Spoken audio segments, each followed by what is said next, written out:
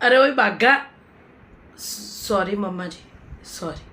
તું મને એક વાત કહે, તું જન્મથી જ બાઘો છું કે હવે હવે બાઘો થઈ ગયો છું? કાલ તને કહ્યું તું ને પીઝાના બોક્સ બહાર ફેંકજે. આ તારી મા મને સવારના પોરમાં પૂછતી હતી. મેં એવું કીધું કે તમને ભૂખ લાગી હતી ને એટલે તમે મંગાવ્યા હતા.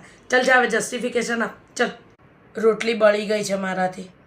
સહેજ બી ચૂચા કર્યા વગર ખાઈ લેજો, હોશિયારી માર્યા વગર. જો તારી માના દેખતા કંઈ બી બોલ્યો ને, જૂતું ઉપાડીને મારીશ. ચાલ ખાવા બેસ. આ તારી બાજુવાળી છે ને એક્સ્ટ્રીમ પંચાતણી જો.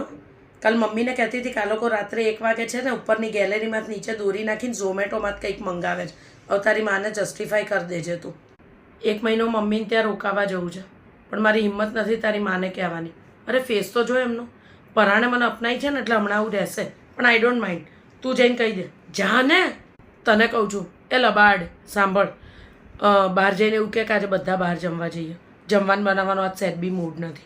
હવે છાની માની ઊભી થા ને, મને ઢીબાઈ જઈશ મારા હાથે. ચાલ ઊભી થા. એ ફટાફટ શીરો બનાવવાની રેસીપી જો યુટ્યુબ પર. જલ્દી જો ને બનાવવાનું. તારે માએ કીધું.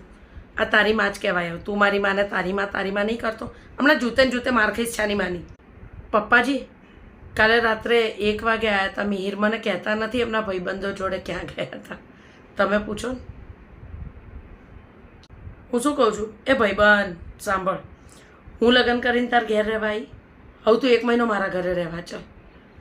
ચાલ ને, ત્યાં આગળ તાર જોડે આ જ રીતે કામ કરાવીશ. ચાલ ઊભો થા. અપુંદ કી નણંદ બા આરેલી હે, બરાબર?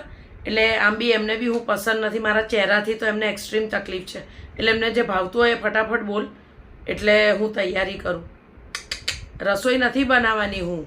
એમને જે ભાવતું હોય એ બોલ, એટલે હું ઝોમેટોમાંથી ઓર્ડર કરું એમ. કાલ સખત મજા આવી બોલ. મને સખત હસવું આવતું હતું. તાર પપ્પા ને તાર મમ્મી છે ને એવું કહેતા હતા કે અમારા છોકરાને એક આટલું વ્યસન નહીં. મને એવું થયું કે હું વચ્ચે ડફાકું મૂકું, પણ મેં પહેલાં તાર જો ડીલ કરી લઉં. બોલ, આપીશ 10,000 રૂપિયા? નહીં ને? હવે ગયો તું બસ. કાલે રામલીલા મૂવી આવતું હતું તો કેમ ચેનલ ફેરવી કાઢી? તને ખબર છે ને એમાં મને દીપિકા કેટલી ગમે છે? હે અશ્લીલ મૂવી છે? ઓ બાપા, આટલા ભારે શબ્દો! લગ્ન કર્યા પર નહીં મજા આવતી યાર. તને ઇજ્જત આપવી પડે છે ને 4 માણસો વચ્ચે, નહીં? તમે કહેવો પડે છે જેને તું લાયક નથી. ચાલ ભાગાઈથી ભાગ ફટુડી. સમટાઈમ્સ એવું લાગે યાર, અમુક રિસ્ટ્રિક્શન્સને જોતા બોયફ્રેન્ડ ગર્લફ્રેન્ડ જ બેટર હતું, નહીં? શું કહે છે? જો આવી તારી માં ઝાંઝરા ખખડાવતી. ચાલ હમણાં કંઈક કામ સોંપશે.